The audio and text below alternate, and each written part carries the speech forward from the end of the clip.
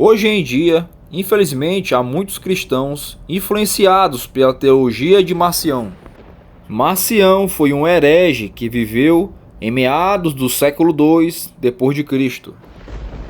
Ele acreditava que o Deus do Antigo Testamento não tinha nada a ver com o Deus do Novo Testamento.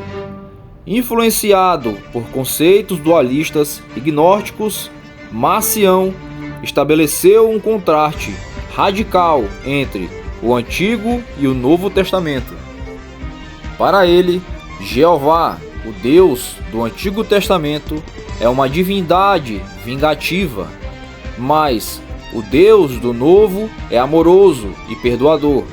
Assim, os cristãos deveriam ser identificados apenas com a divindade do Novo Testamento. Abordagem parecida é utilizada por aqueles cristãos que são contrários à aplicabilidade da pena capital para os dias de hoje. Eles acham que a pena capital é algo restrito ao Antigo Testamento, portanto, sem validade atual. Mas a pena capital, como vimos anteriormente, é um princípio universal e permanente.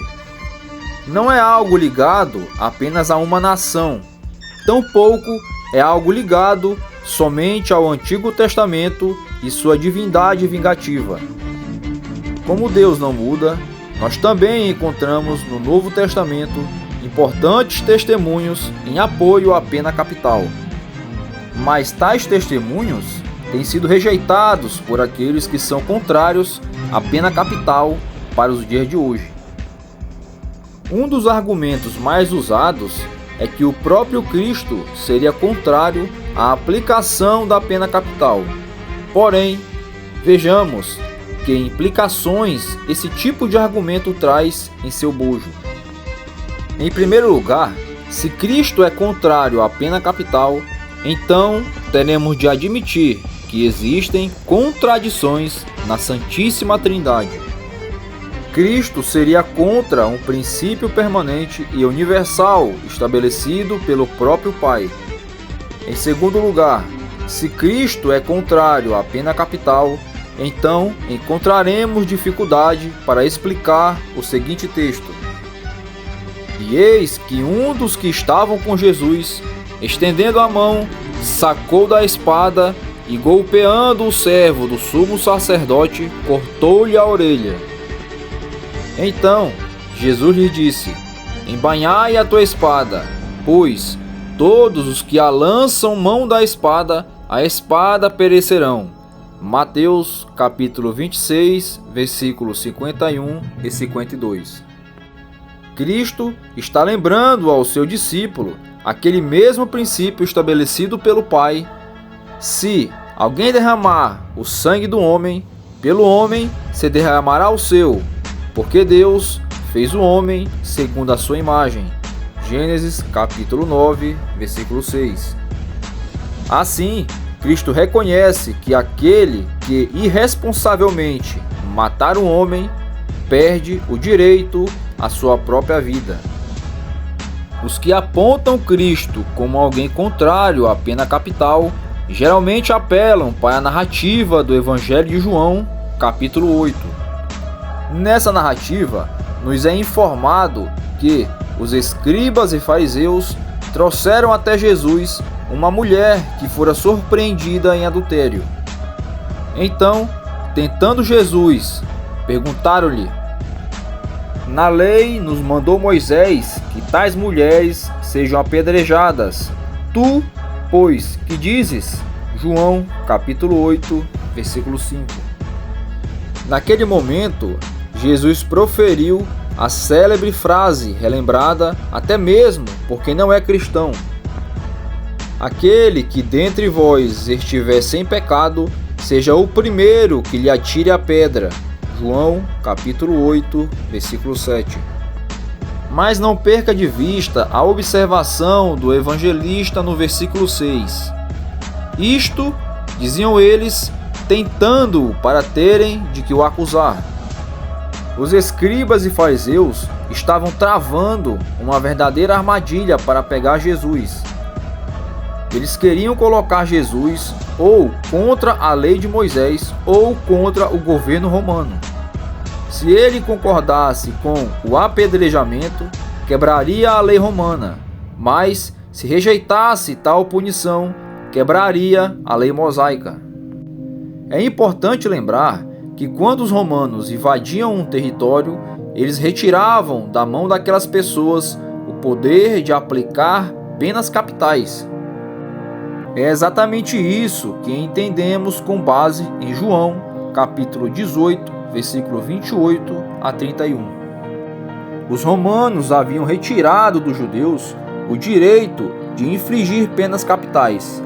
John MacArthur, comentando o texto citado acima, esclarece-nos da seguinte maneira: quando Roma assumiu a Judéia e começou a governá-la diretamente por meio de um prefeito em 6 d.C., a jurisdição capital foi retirada dos judeus e dada ao governador romano.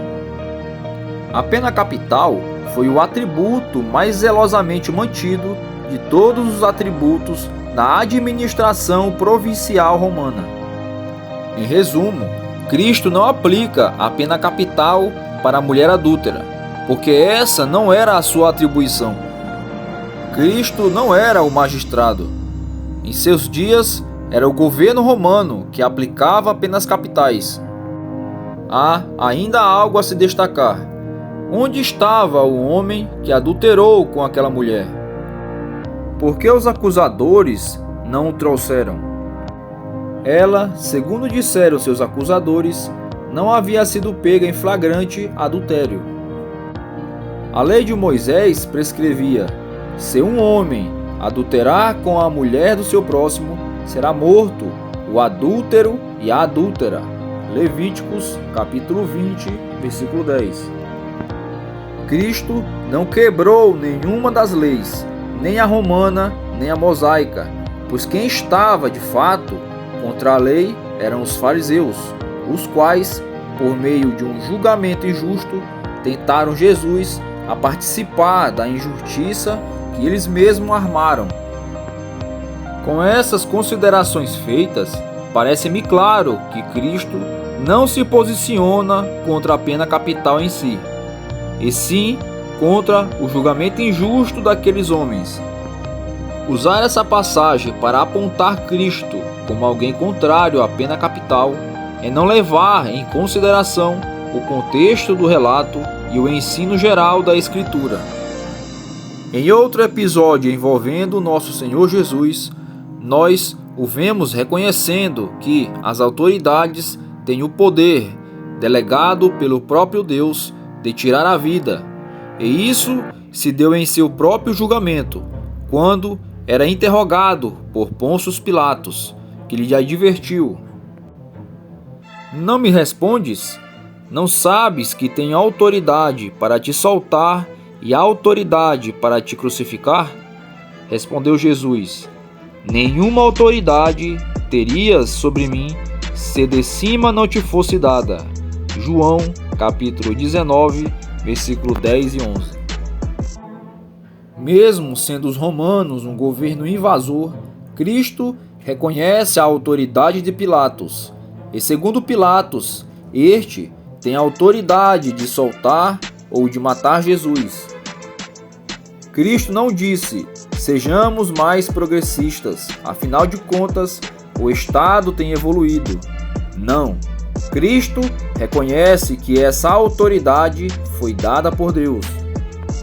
O que, com mais claridade, ressalta daquela resposta de Cristo ao governador romano é a doutrina, diversas vezes ensinada na Escritura Sagrada, segundo a qual todo poder vem de Deus e que o Divino Mestre atribui expressamente ao juiz e aplica a pena de morte.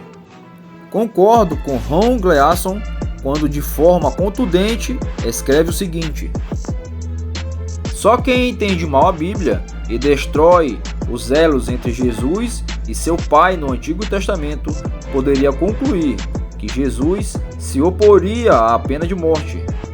Devemos nos empenhar em conhecer o Jesus da Bíblia, do Antigo e do Novo Testamento, antes de atacar esta importante questão. Vejamos também o apóstolo Paulo dissertando sobre o tema. Ele entendia que havia crimes passíveis de morte. Caso, pois tenha eu praticado algum mal ou crime digno de morte, estou pronto para morrer. Atos, capítulo 25, versículo 11. Aqui, o apóstolo reconhece que há crimes dignos de morte e que havia uma autoridade que possuía o direito de executar a pena capital. Um dos criminosos crucificados ao lado de Jesus reconhece que seu crime era digno de morte e que a autoridade romana fazia o correto ao lhe retribuir com a morte o crime cometido. Nós, na verdade, com justiça, porque recebemos o castigo que os nossos atos merecem. Lucas, capítulo 23, versículo 41. Existem crimes em nossa sociedade que são monstruosos e, de fato, são dignos de morte os que praticam tais monstruosidades.